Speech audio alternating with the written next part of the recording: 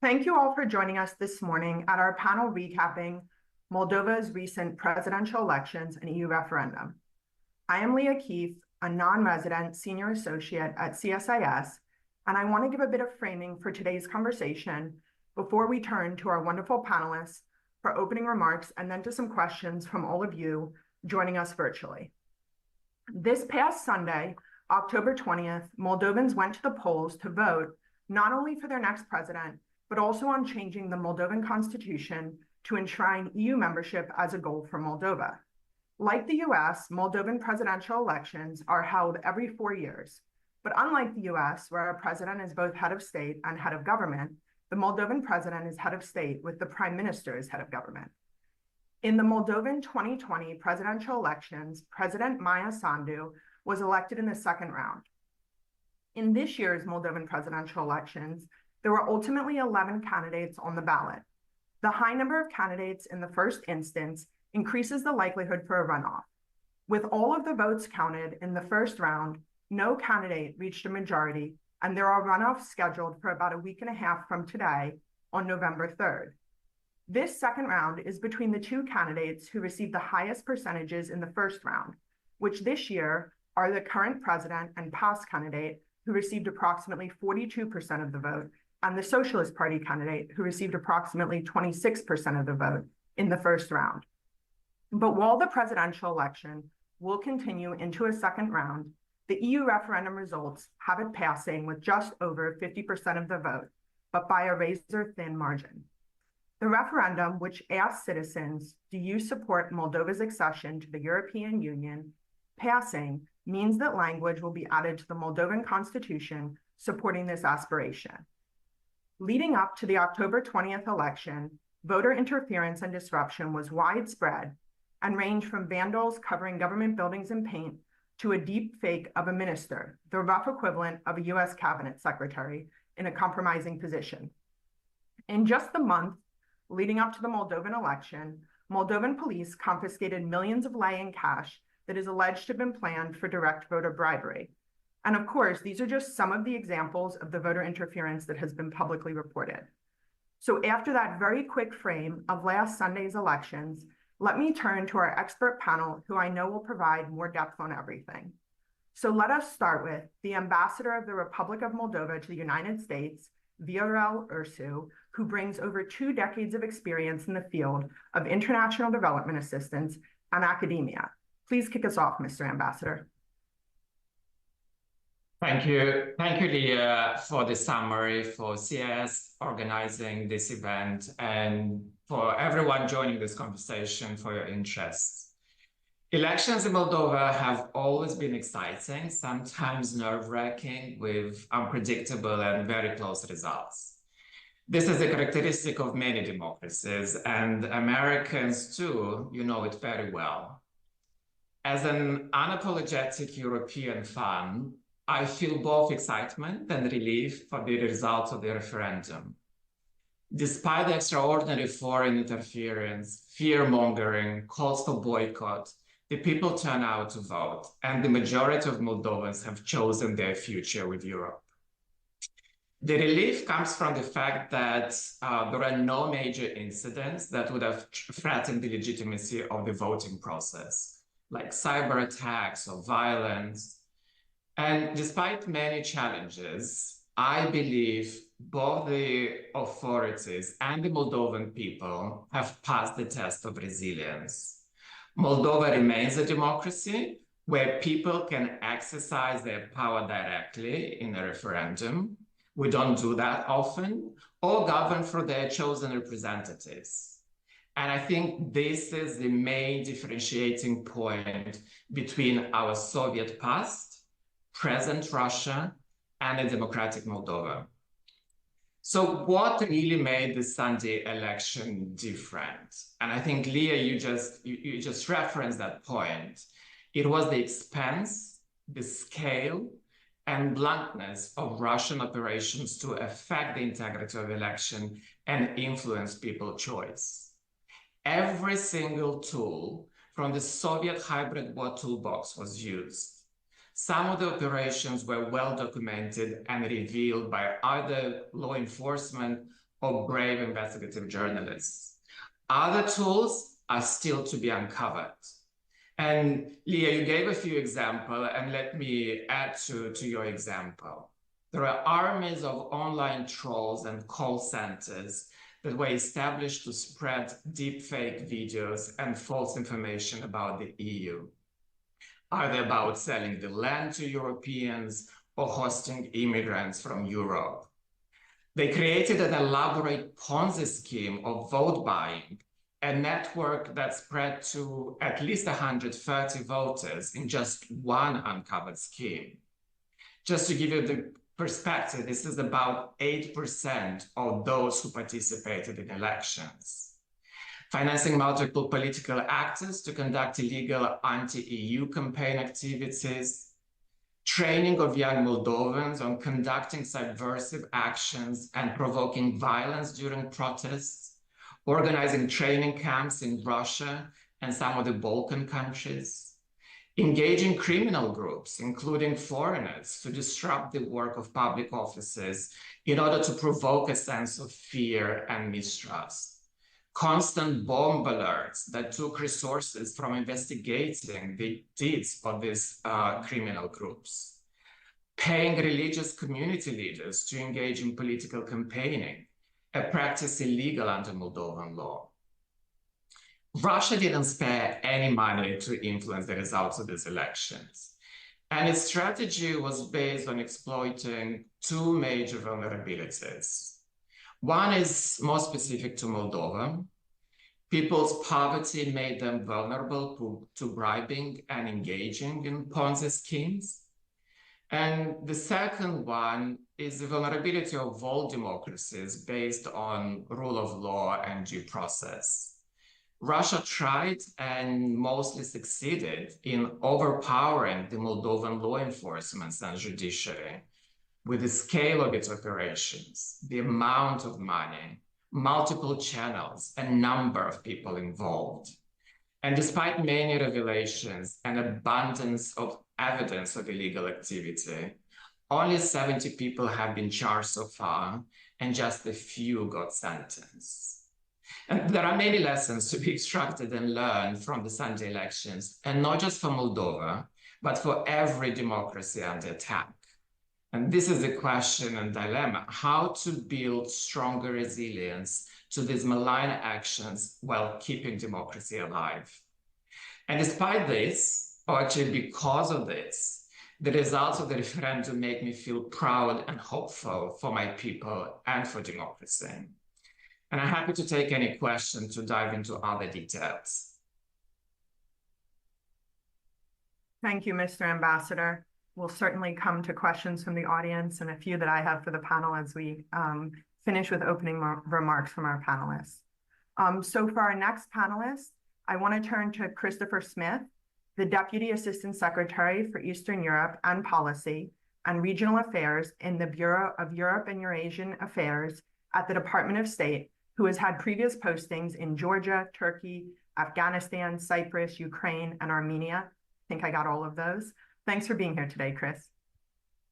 Thank you, Leah, and thank you to the organizers of this discussion today for focusing in on this critical topic at such an important moment. And I would just also like to take a moment to offer congratulations to the ambassador and to the people of Moldova, to the government, to the CEC, that delivered an election that was competitive, that was well administered despite the unprecedented amount of interference from Russia. And I know we're going to get to that in more detail.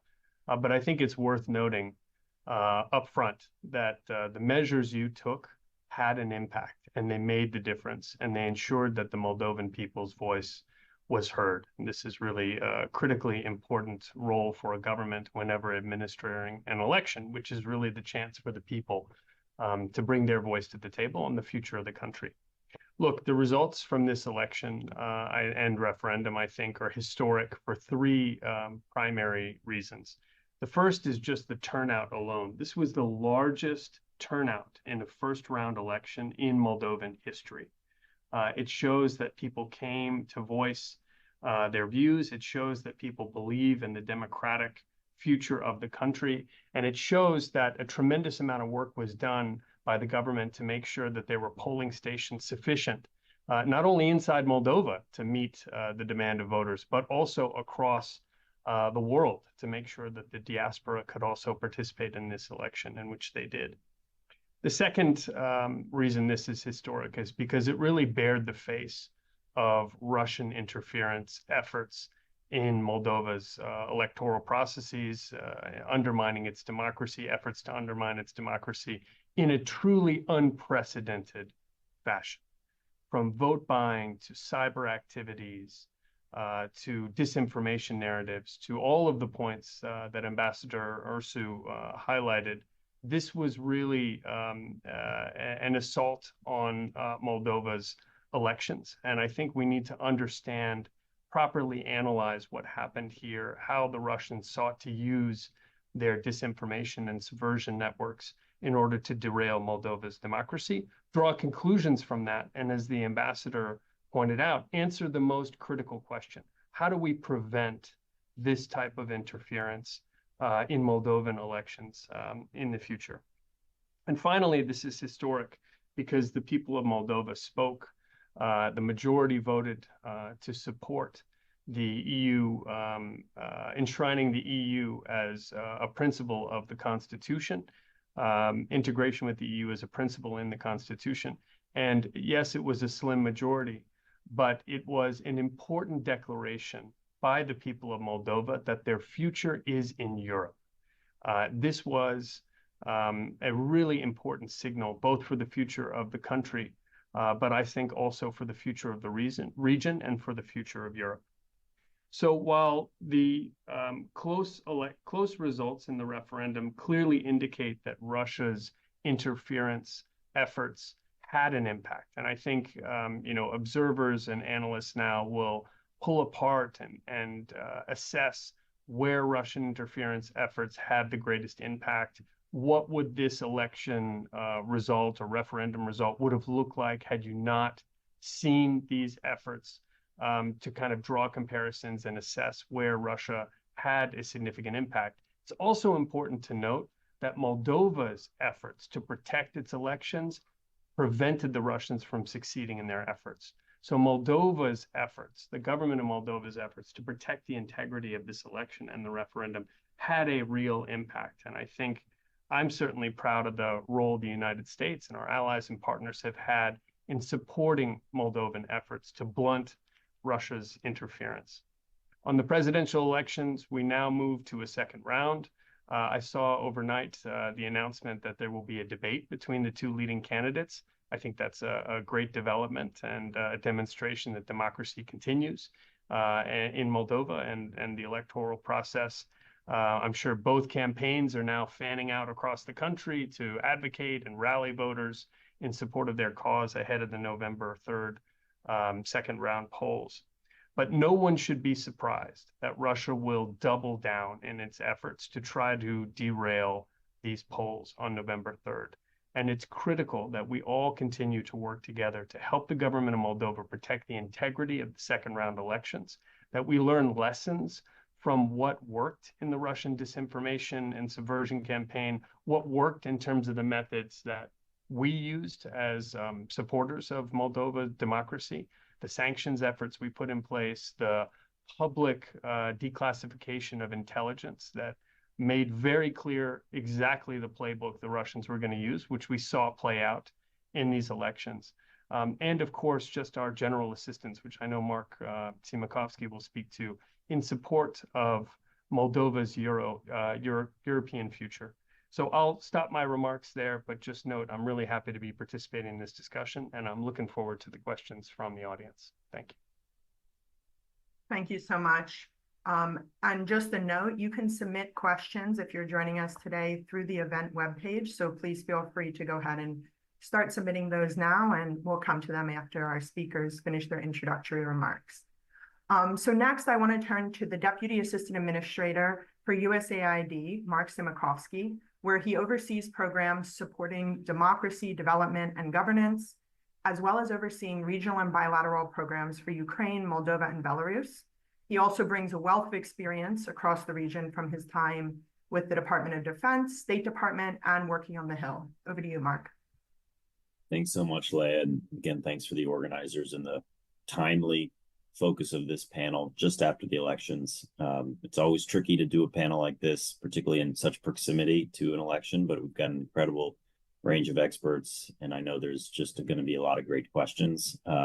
It's a pleasure to go after Chris, as State Department and USAID work closely together to support Moldova ties and to support Moldova's EU integration efforts. In many ways, I'm going to reinforce what Chris said on a number of fronts and add a little more detail on what USAID is doing. But we all know this election was anticipated to be historic and obviously has become historic because of its results. And I really do want to reinforce the congratulations to, first and foremost, the Moldovan people for exercising their right to vote amidst very difficult circumstances, both inside the country and regionally, particularly with the foreign interference that took place. But it is no small feat to conduct an election like this with an active, ongoing conflict just miles away in Ukraine.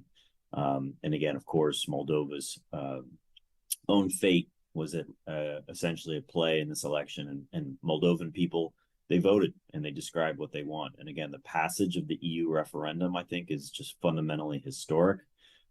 It showcases that a majority of the population wants to pursue a European future and enshrines EU membership in the Constitution.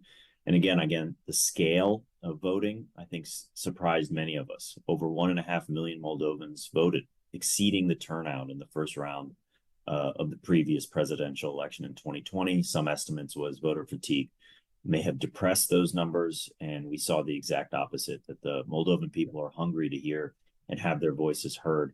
And I think that is just fundamentally critical in reflection of Moldovan democracy strengthening amidst really difficult and challenging times.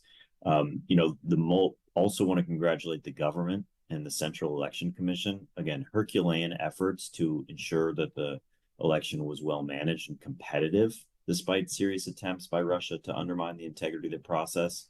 Again, as noted by OSCE and the ODIHR mission. And so those results, I think, in many ways aligned with expectations as well. I don't think it's any surprise that there was a high chance of a runoff. The large slate of candidates, the very fundamental questions in terms of the issues at stake didn't surprise us. But again, the fact remains that the referendum passed. It passed despite significant pressure. And I do think it's worth taking some historical context from other similar referendums. In Sweden in 1994, 53% of votes, and you see how far Sweden has come. In the case of Brexit, which may not be the perfect example, only 51.89% voted to exit the EU, and there's no question about the British people's intent, despite the margin. I think the most clear implication was Russia did everything in its power to disrupt this election and the referendum, to undermine Russia's democracy. In a war across Ukraine's, across Moldova's borders, you see Russia actively doing everything to undermine Ukraine's independence. And you're seeing, in a hybrid fashion, Russia doing everything that it can to undermine Moldova's independence and Moldova's democracy. So we saw the Moldovan investigative journalists expose some of these acts. There over the last 3 months, journalism by Viorel de Garda uncovered the inner workings of the Short network as it sought to buy votes, organize inauthentic paid protests, and funnel illicit funds through Russian Pромsvязьbank. As you saw also before this election, the U.S. government declassified information exposing Russia Today and other individuals involved in malign influence efforts in Moldova and the region more broadly. And we all know, as Chris reinforced, that Kremlin-backed efforts are going to only accelerate ahead of the runoff to try to influence the outcome of the election. Despite all these areas, the CEC really administered a very professional election. USAID has been a key partner for the CEC. and related electoral efforts. We've provided information technology tools that increase transparency, efficiency, and security of the electoral process. We've worked with partners across Moldova to strengthen the institution of the CSIS itself. We're providing technical advice on innovative and complex efforts such as postal voting. And then, of course, we've supported many years of Moldovan NGOs like Promolex to monitor and observe elections. And we were also one of the donors that supported the international observer missions led by INEMO and NDI and IRI. And again, I think a lot of those efforts paid off in a very well-run election despite foreign interference. We're really encouraging Moldovans to show up at the polls, continue to have their voices heard. As we all know, elections offer just a unique chance to choose the leaders that will shape a country's future. I'll close with essentially just a continued support for the Moldovan people's efforts to get a democracy that best represents their views. We in the United States at USAID are going to continue to support Moldova's efforts to ensure a credible, transparent, and democratic process on November 3rd. And we stand with the Moldovan people in their desire for a secure, prosperous, and democratic future. And again, regardless of the outcome, USAID remains committed to partnering with Moldova to ensure a democratic, secure, and prosperous future for all Moldovans. And look forward to questions. Thank you so much, Mark. And as our panelists have alluded to, and I mentioned earlier, please feel free to submit questions using the event webpage. But we'll come to those after our final panelist, Katherine Ellena, who is currently the Vice President for Programs at the International Foundation for Electoral Systems, or IFES. She has worked with government interlocutors and civil society in over 25 countries over the past 18 years. Katherine, over to you. Thank you so much, Leah, and to CSIS for organizing this discussion. I'm very grateful to be here and grateful to Mark, who just mentioned some of the technical assistance that USAID has been supporting for the Moldovan elections, including the assistance that IFES has been providing to the CEC. So firstly, I'd like to just join the panelists to congratulate over 1.5 million Moldovans who came out to vote across the country in person and in 37 countries abroad.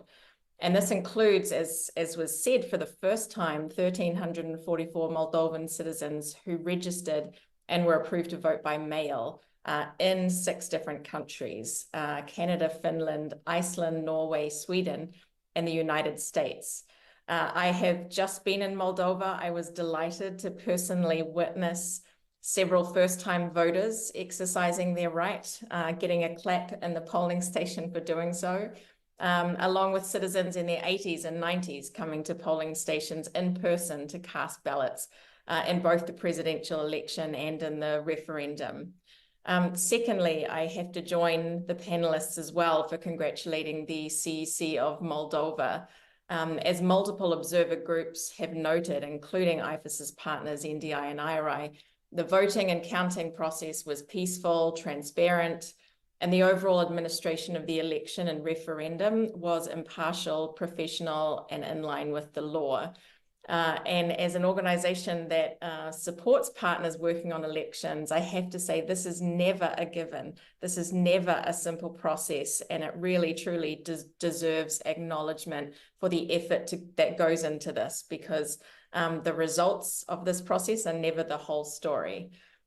Just on postal voting particularly, this is a novelty. And since the beginning of October, IFES has been observing the implementation of this, which was offered, as I said, in 6 countries.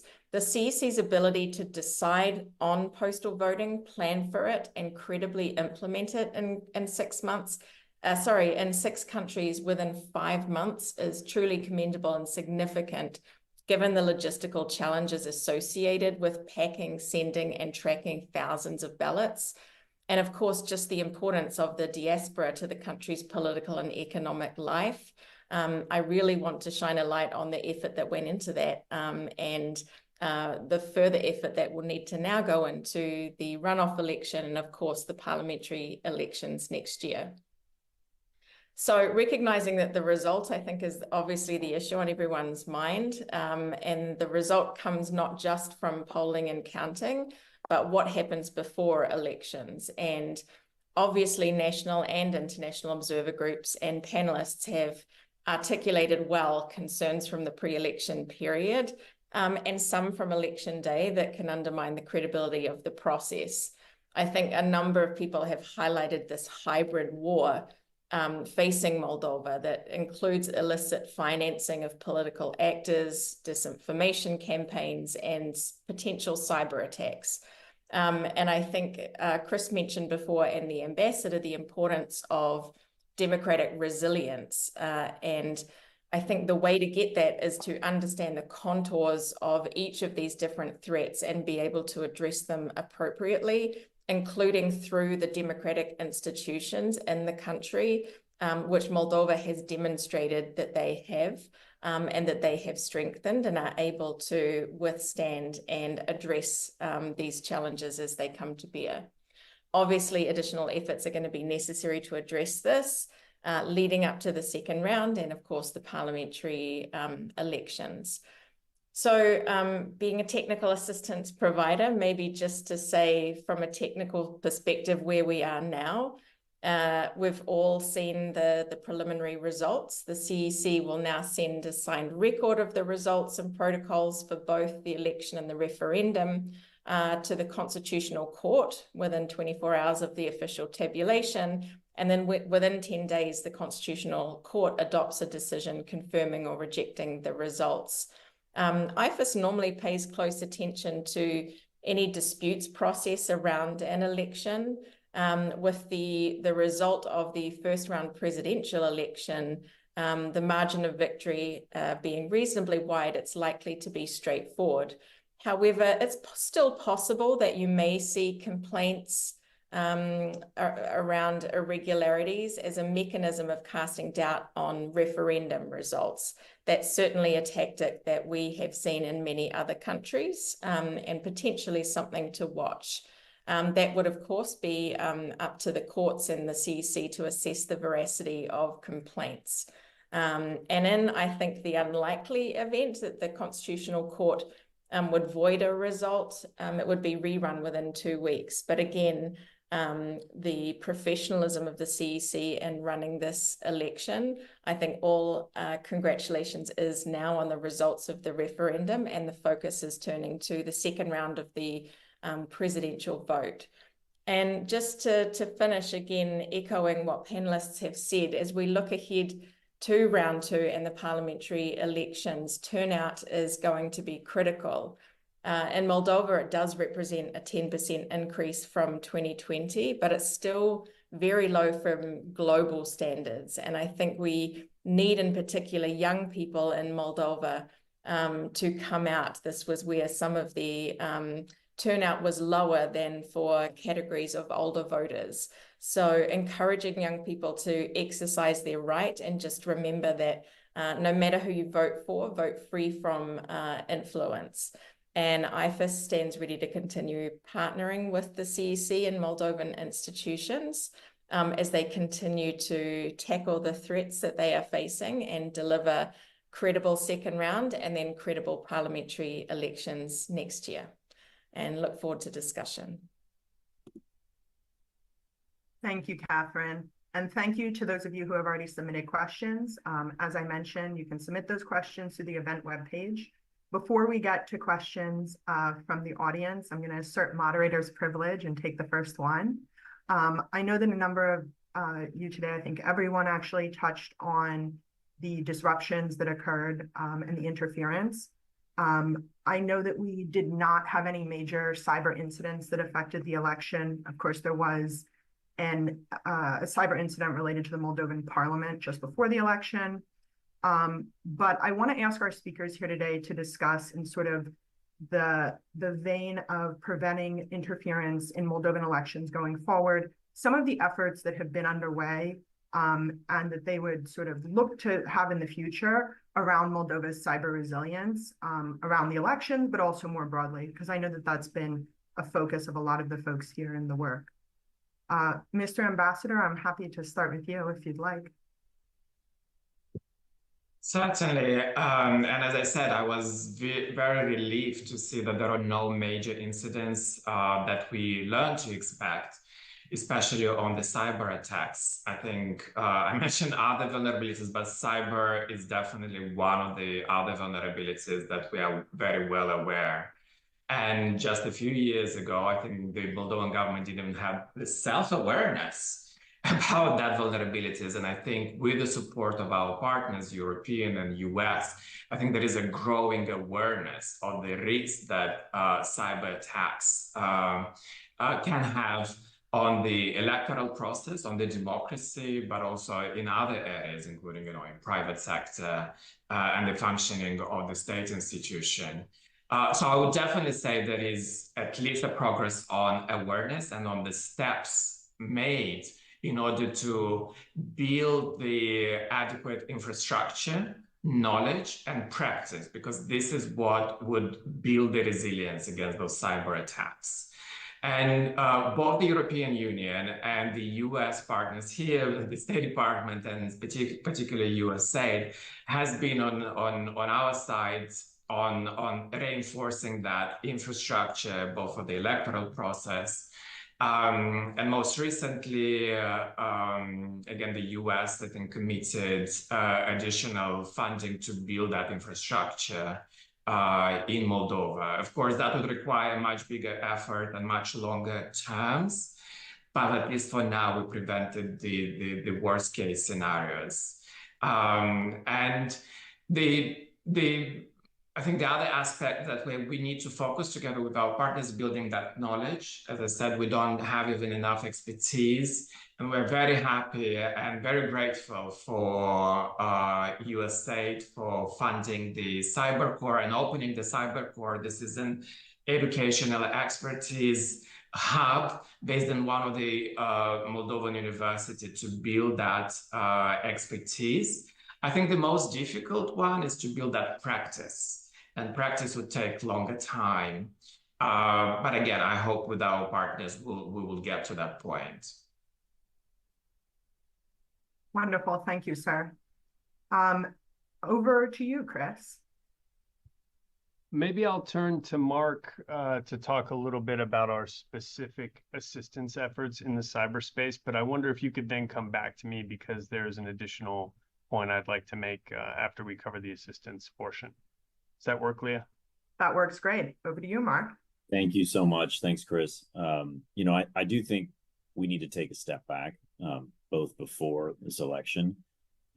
We all know Moldova's national security landscape just fundamentally changed when Russia invaded Ukraine in a full-scale reinvasion in February 2022. Since then, we've just seen an explosion of Kremlin-backed attacks targeting Moldova through cyber attacks on its civilian infrastructure, banks, ATMs, websites of independent media, institutions. From Moldovan government sources, in about 5 months between December of last year and May of this year, over 6.5 million cyber events. These attacks have been targeting Moldovan civil society, media, government. It continues to grow, and it grew as we approached the election, and even on election day. Moldova's digital infrastructure, including the site of the presidency, came under attack. The parliament was subject to a cyber attack a few days before the election. There also were attacks that didn't materially impact the actual execution of that election, but you see this pattern of recurring cyber attacks as a tool to disrupt election processes and undermine the population's own commitment and again, credibility of government institutions.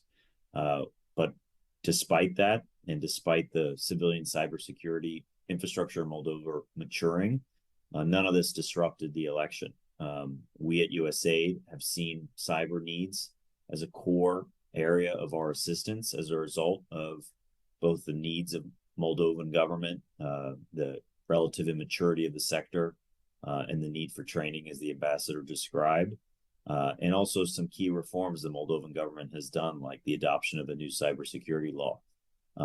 But we've also really ramped up our assistance, and we're going to continue to do so. I was in Moldova recently with Assistant Administrator McKee as part of a Moldova platform event showcasing the increased support that the U.S. government and USAID are conducting in support of Moldova's cyber needs. We opened the establishment of the Cybersecurity Academy, CyberCore, at the Technical University of Moldova, where USAID is providing over $1.5 million in co-investment for feasibility study design and endowments of that institution. We're partnering with the UK and Sweden there. We're also very focused on a number of interventions like protecting critical infrastructure networks, developing stronger and more capable cyber workforce, deploying critical tools for cyber defense, cyber threat information sharing, incident response, and building the resilience of the information environment. Some of that we accelerated and deployed some additional assistance prior to the election. We've been working with critical stakeholders in the energy sector in particular on cyber protection and Aerocom and Moldova Electrica. And we've also started to put together critical infrastructure working groups across both the private sector and the government to try to bring together and ensure seamless coordination. And again, as Chris flagged, we're also planning more assistance subject to congressional concurrence for additional funding and cyber interventions in the coming year. So we're going to really continue to ramp up our assistance on this critical area in the weeks and months ahead. Thanks so much, Mark. Chris, back over to you. Yeah, and in complement to the outstanding assistance efforts led by USAID, we've also used other instruments of U.S. national power to tackle the cyber challenge. One is, as I mentioned briefly in my remarks, publicly outing and explaining the Russian playbook when it comes to cyber attacks and other attempts to undermine Moldova's democracy and electoral processes.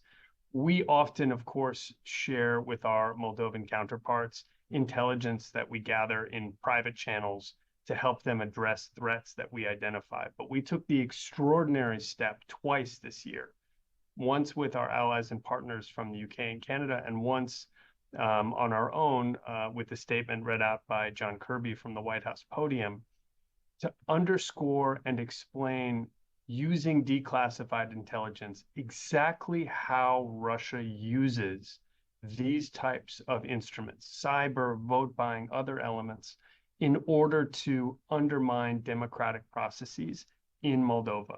That is really important because it lends additional detail to the contours of what people understand with specific examples. And it also helps the public to understand the nature of the threat and build their own individual resilience as voters, not to be influenced, as Katherine pointed out, to vote freely and fairly, but without the malign influence of outside powers such as Russia.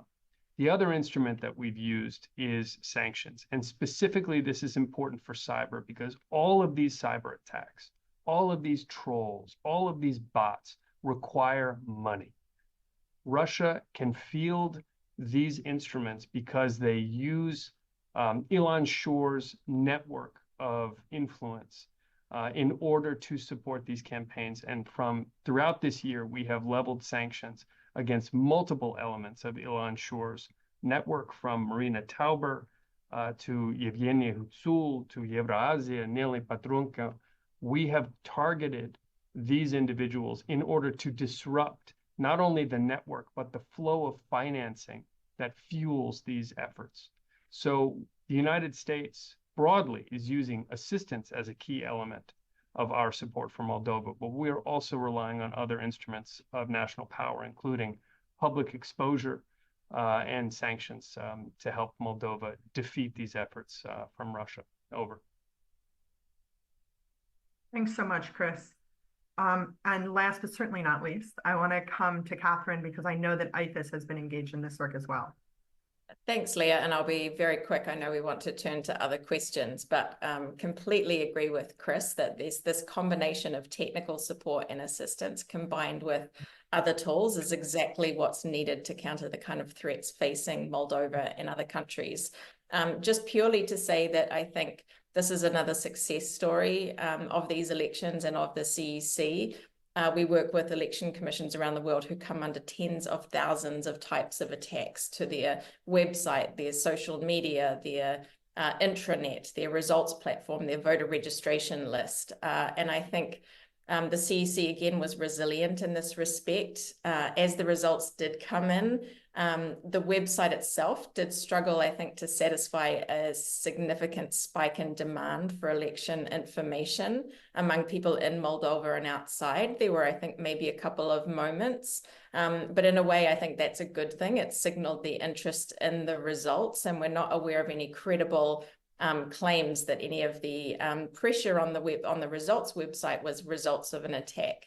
And again, I think just to underscore, obviously, the infrastructure is critically important, but so are the people delivering the election.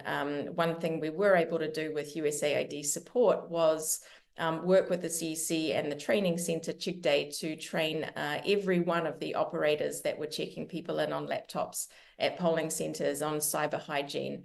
And I think that those types of small investments, I think, are critical to the process itself, including because it's not just about the security of the process, but people's perception of it.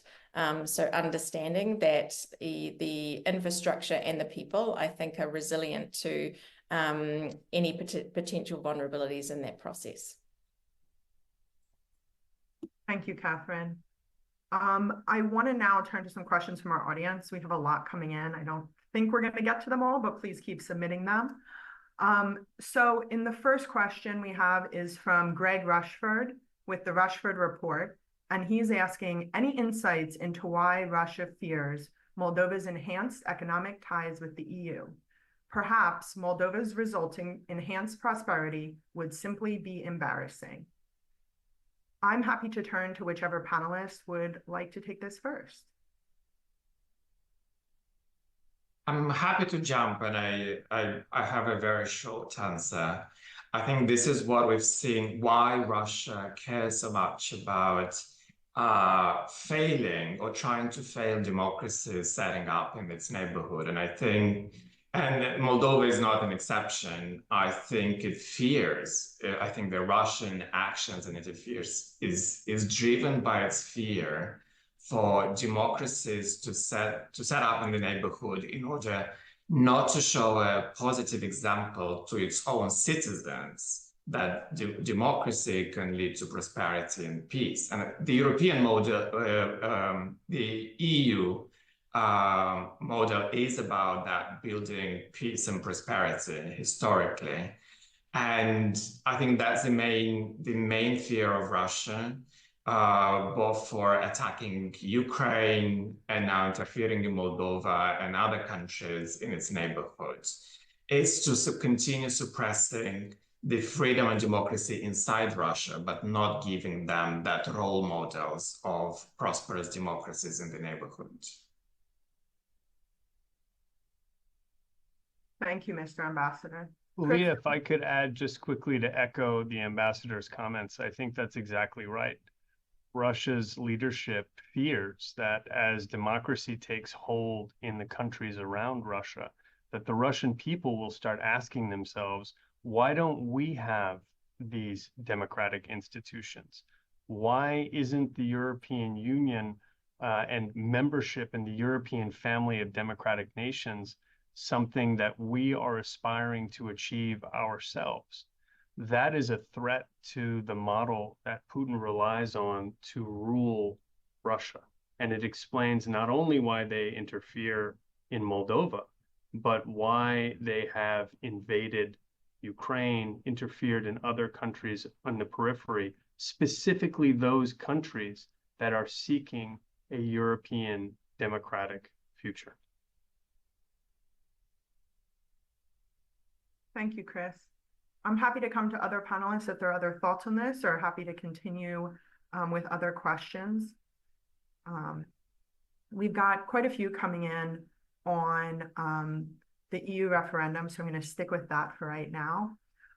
This one is from one of Katherine's colleagues at IFES, Sarah Baker, and she asks, some news outlets, including the BBC and Reuters, made definitive declarations early in the night of the election that Moldova had voted no on EU accession long before the final results were determined. Do you think this type of reporting on the election will undermine faith in the election? What opportunities do you see for CSOs, election officials, and governments to work to prevent incorrect messages such as these from being shared preemptively in the future? Katherine, I'm going to put you on the spot to go first since your colleague submitted this. I was going to say perhaps I shouldn't answer this one. Just to say that, yes, of course, we always encourage, I think, people to be patient with the process and the results that play out. That's really critical because media observers and others have the power, I think, to shape people's perceptions of the result. In this case, I think it was interesting. The CC did not use any representative type of process that some election commissions do to release preliminary results. They just released the protocols in order of when they received them.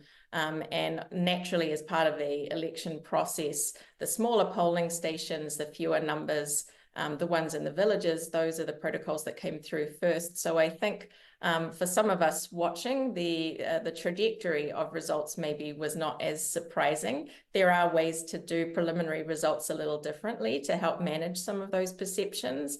But 100%, we would always be encouraging all stakeholders, and particularly media, to be patient in terms of how the process is playing out. Do any of our other panelists want to jump in on this? I'm happy to continue. Okay, great. We're going to stick with EU for one more question. This one is from actually one of my colleagues at CSIS, Jim Winkler. And he asks, the fact that so many Moldovans voted no on EU membership suggests they may have concerns that may not be addressed by EU accession. What are their concerns, and how does the Moldovan government or the US government, USAID, State Department, and EU address their concerns to build wider support in the future? Mr. Ambassador, I'm happy to start with you on this. Absolutely. I think this is a whole different conversation, more conversation about the experts to analyze the real motives for people to vote no. And I'm sure there is no just one simple reason. There are many of them. And some point to the dynamic of voters' choices in Moldova. Moldovans are very critically minded. They usually vote against the incumbent and their positions. So that might be also one of the reasons. Of course, the Russian disinformation and lies about the EU, if you vote for yes in the referendum, it means the European will come and buy your land. Those kind of misinformation probably also had an influence. But also the campaign itself was in a way very short. And though there are enough efforts to inform about the benefits of the EU integration, I don't think that was enough. I mean, Moldova is probably one of the few countries that put its referendum joining the EU early in the process of starting negotiations, while the majority of countries that joined the EU, they organize it at the end of the process, after many, many years, decades sometimes, of constant conversations about the EU benefits. So I don't think, indeed, 1 year probably, or just a few months, and the referendum campaign was just 1 month, very short, was probably not enough to knock at every door and explain the benefits, but also the concerns. So I think there is a lot of work to be done in the future. And as I said, we're preparing for negotiations, and I hope those who advocate for the EU, for Moldova joining the EU, will do a better job on informing and addressing those concerns. Could I add a point on this, Leah? First of all, to echo, I think the ambassador's explanation is exactly right. And now moving forward, what I think the government of Moldova and its allies and partners, and of course, especially the European Union itself, need to spend some time really emphasizing the benefits that would accrue to Moldova as the result of its integration with the EU.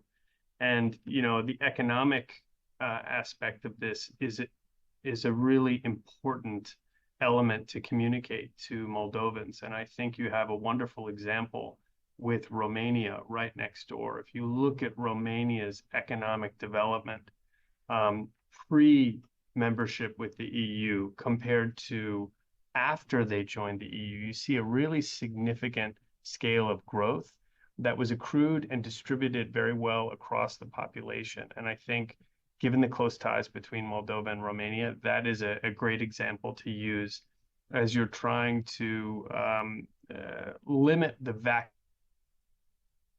of information on this topic. Because I think, given the short time frame for the referendum, getting the message out, getting the details out, you need more time to do that. Look, the Russian disinformation campaign thrives in a vacuum of information. And so focusing efforts to share information, to educate voters and the populace about why EU integration is in the interest not only of the nation of Moldova, but for individual citizens, is a key task moving forward. And I think those results demonstrate this.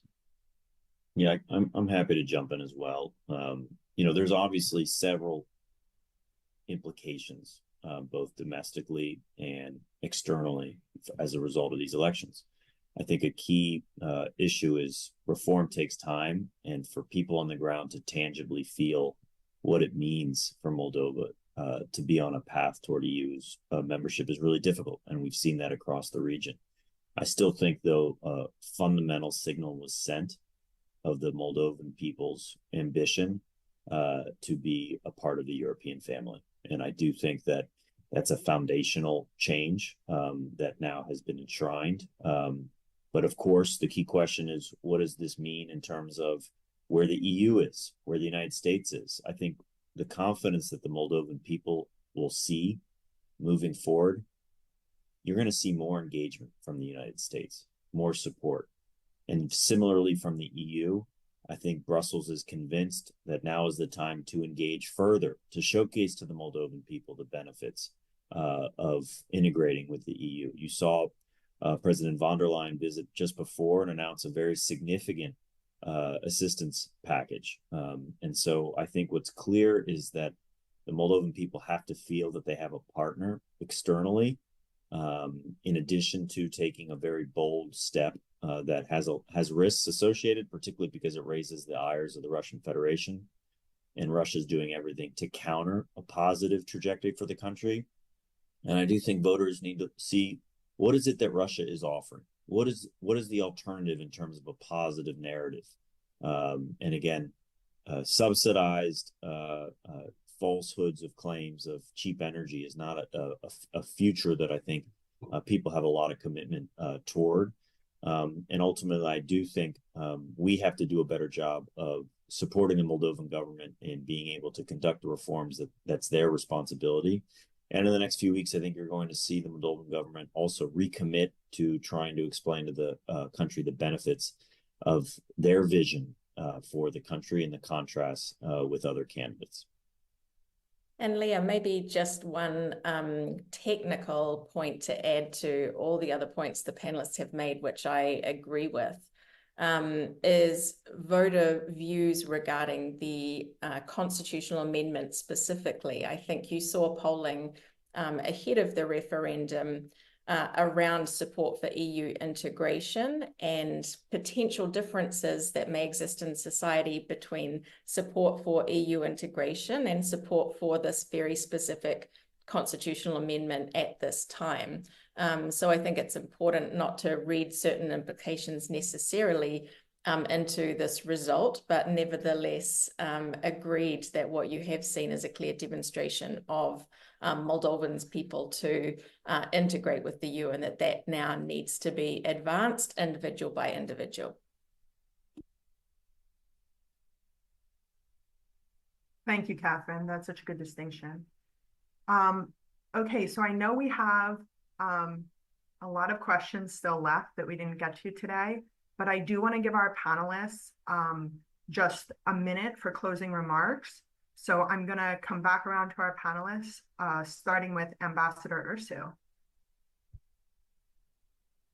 Thank you, Leah. I think now that the aspiration of EU membership is going to be enshrined in the Constitution, I think the significance of that is that this clause mandates all future governments to pursue European integration.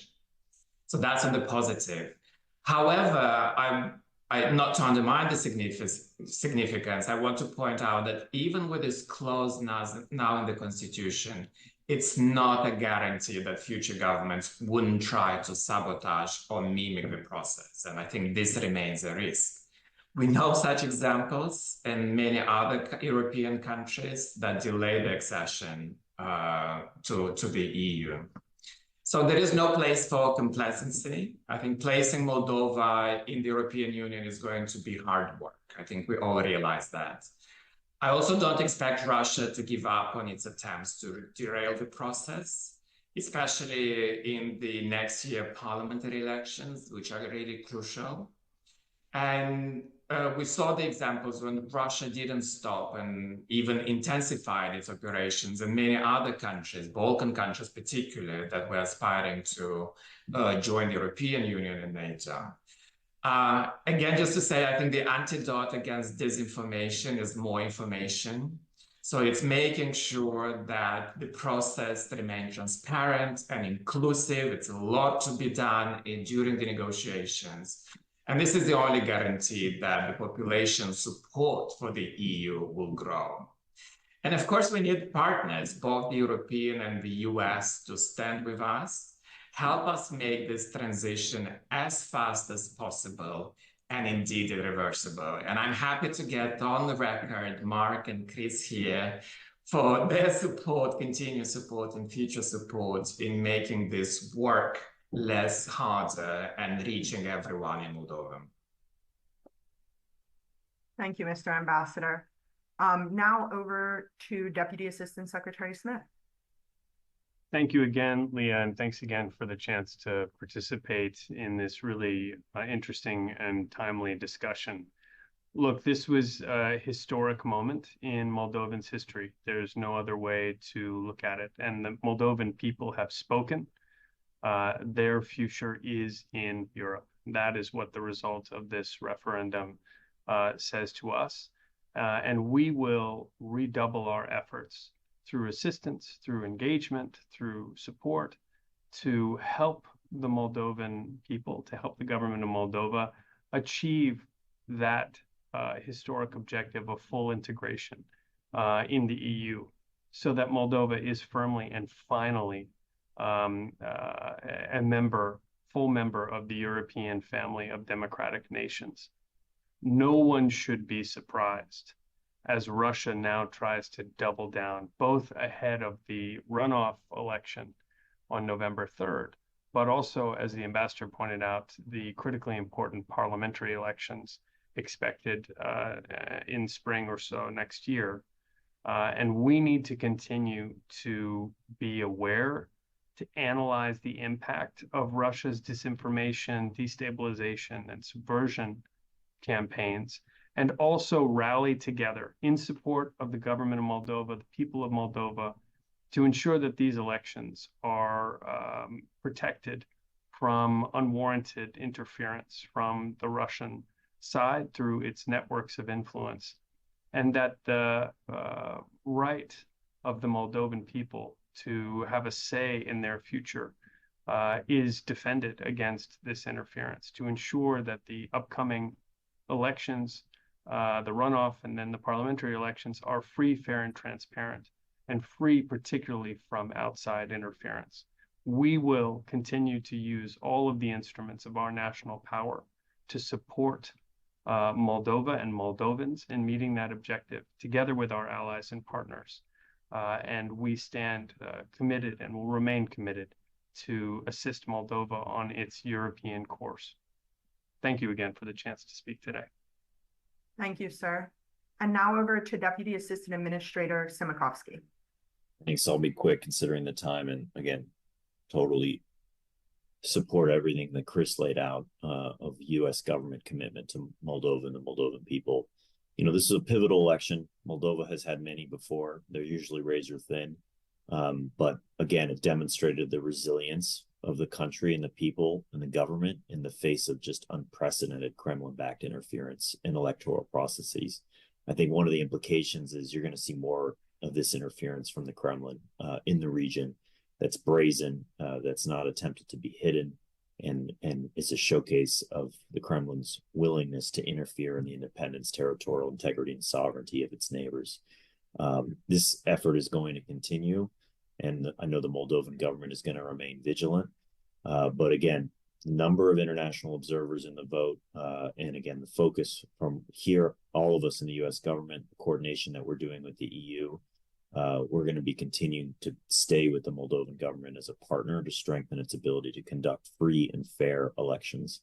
And I think it's just a fundamental seminal moment that the Moldovan people have on November 3rd to make their voices heard. And the results of the election obviously will impact the trajectory of Moldova, but in many ways will impact the trajectory of the entire region. And ultimately, the people of Moldova did vote yes on the EU referendum. And I think it showcases the resiliency of institutions and the will of Moldova to continue on the path to EU accession. In many ways, though, the hard work is going to continue to get harder of showcasing the Moldovan people the benefit.